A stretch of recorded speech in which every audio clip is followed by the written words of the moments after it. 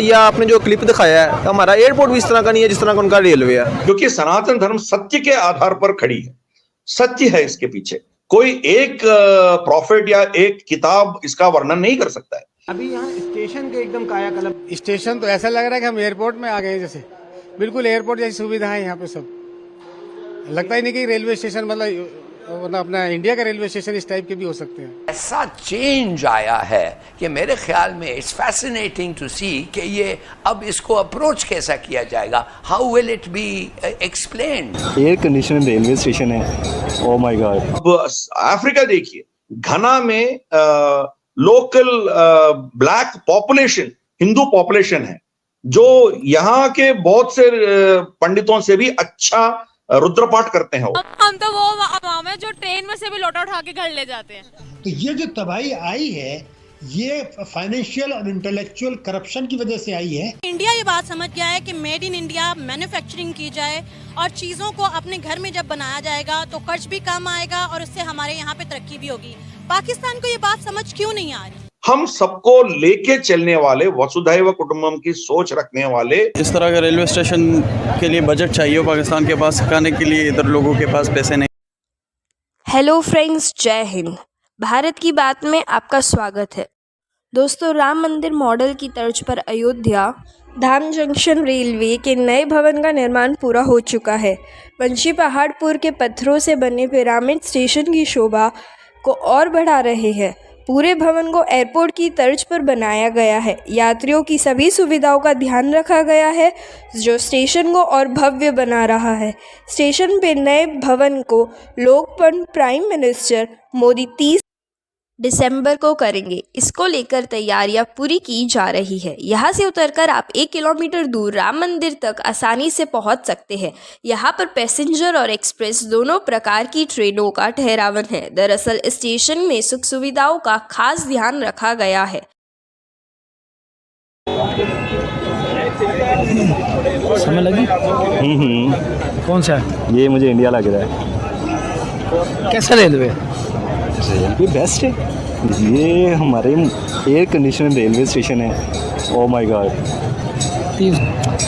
Sir, इतना modern railway जो कि लगता है कि एयरपोर्ट है, देखिए ना अंदर हर चीज़। मुझे बताइए कैसा रेलवे लग रहा है आपको भी देख के? देखिए मस्त लग रहा है वैसे तो, बहुत ज़बरदस्त। सर मुझे बताए, हमारे अगर हम अपने हमसाया मुल्क को इतनी अचीवमेंट करते जा रहे हैं, उनका रेलवे आप देखिए कितना मॉडर्न रेलवे आपने बनाया, जो आपने खुद कहा मुझे पसंद है। अब मुझे बताए हमारे हुक्मरान क्यों नहीं ये चीज़ें सोचते?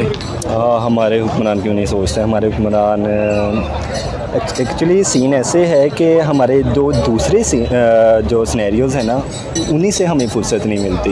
हमारे पॉलिटिकल इश्यूज़, हमारी पॉलिटिकल स्टेबिलिटी, हमारी जो कॉन्फ्लिक्ट्स हैं, कॉन्फ्लिक्ट ऑफ इंटरेस्ट आ जाता है उसमें, उससे हमारे ध्यान हटेगा तो हमारे इंफ्रास्ट्रक्चर की तरफ आएगा। इंफ्रास्ट्रक्चर हमारा क्यों है? हमारे पास रिसोर्सेज नहीं है। रिसोर्सेज होंगे तो हमारा बनेगा सब कुछ। सर देखिए, अगर हम प्राइम मिनिस्टर मोदी की बात करें, लोग कहते हैं जी वो दहशतगर्द है, वो मुसलमानों को मारता है, मगर वो अपनी आवाम को इतना सेट है कि वो अपनी आवाम को आए दिन कोई ना कोई अचीवमेंट करते जा रहे हैं। प्लानिंग तो उन्होंने पहले की होगी। मुझे बताया कि अभी अरसा यही साल हुआ कि आपको पता है इनकी इकॉनमी इतनी स्ट्रॉन्ग है, 2-3 साल में इतनी इकॉनमी स्ट्रॉन्ग है। उन्होंने जापान को गाड़ियों में बीट कर दिया, हर जगह बीट करते जा रहे हैं। मॉडर्न उन्होंने रेलवे बना दिया है। हमारे अंदर क्यों नहीं ऐसे अचीवमेंट कर रहे हैं? हमारे सिर्फ सियासतदान ये हम आवाम को पीछे कश्मीर पे लगाया हुआ है, कश्मीर। उसके अलावा हमारे आवाम को आपस में एक दूसरे लड़ रहे हैं, मगर वो वहाँ पे ये काम नहीं है। चलिए देखें, अपने वो किसने बनाया हुआ है? हमारे मीडिया ने। मोदी क्या है, जो मीडिया है ना, मीडिया ही कर रहा है हमारा। उधर पाकिस्तान को बुरा कह रहा है, इधर देखें जैसा भी है उसने अचीवमेंट की है, कुछ करके दिखाया है, अपनी आवाम को फैसिलिटेट किया है, उनकी इकोनॉमी स्ट्रॉन्ग हुई है। सेकेंडली उसने जो अभी आप बता रहे हैं जैसे कि इंटरनेशनल सिनेरियो का उसने रेलवे ट्रैक बना दिया हुआ है। तो हमारे मुल्क में क्यों नहीं है ऐसा?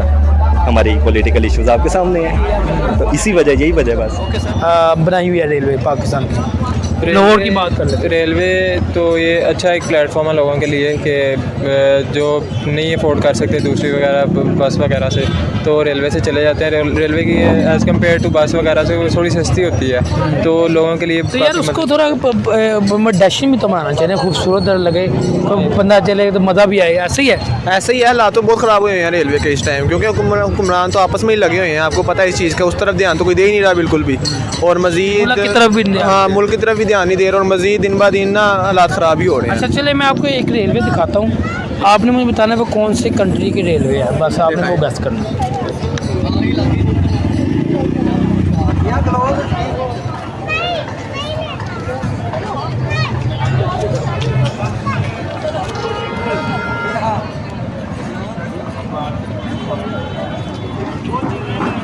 ये इंडिया की लग रही है।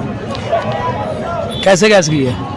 ये लोगों से लोगों से लोगों के लोग से लोगों से हाँ। अच्छा हाँ इंडिया का ही है, इंडिया का ही है। कैसी लगी? मैं आपको कमाल है यार। मैं ये कैसी दे अब ये पूरी देख ले एक ये तो मिनट। लग ही नहीं रही इंडिया की बिल्कुल भी कहीं से। ये तो ऐसे जैसे बाहर की होती है।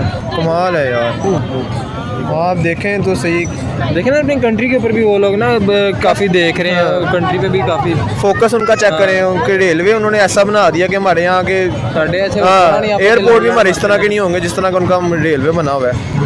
भगवान राम जो है मर्यादा पुरुषोत्तम है, और जो संविधान है, जो रूल ऑफ लॉ है, उसका प्रतीक है। तो उनका जो जन्मस्थली मंदिर को ध्वंस करके इस देश की सभ्यता को इतना ठेस पहुंचाया बाबर ने, उसके बाद बाबर के वंशज ने बहुत से मंदिरें यहाँ तोड़े हैं। औरंगजेब के काल या उसके बाद भी बहुत से मंदिरें तोड़ते गए। काशी विश्वनाथ मंदिर तोड़े हैं, फिर मथुरा, फिर ऐसे हजारों मंदिर राजस्थान में, पूरा उत्तर भारत में बहुत ये लोग तोड़े हैं। तो पहली जो बाबर की तोड़ी हुई जो मंदिर है, उसको पुनर्जीवित करके, उसको पुनरुद्धारण करके वहां राम जी को बिठाना इस देश की भव्यता की, इस देश की सभ्यता का पुनर्निर्माण करने जैसी है। अब भगवान राम आप भगवान मानिए या राम क्या एक चक्रवर्ती मानिए, या कोई क्या कहते हैं उसको आइडियलिस्टिक ह्यूमन बीइंग मानिए, जो भी है, but he is representing the value system of this country. इस देश का जो सिद्धांत मूल है उसका रिप्रेजेंट करता है। अभी 500 साल उस स्थान को वापस लेने के लिए हमारी पूर्वजों ने कितना संघर्ष किया है। उस संघर्ष के चलते हुए आज हम इस मकाम पे पहुंचे हम। अब मान लीजिए, सोच लीजिए, जो 200-300 साल पहले जो लड़ते थे हमारे पूर्वज ने, वो इस चीज को मान के ये कभी वापस नहीं आएगा करके वो छोड़ दिया होता, तो आज राम मंदिर हम दोबारा बना नहीं पाते थे।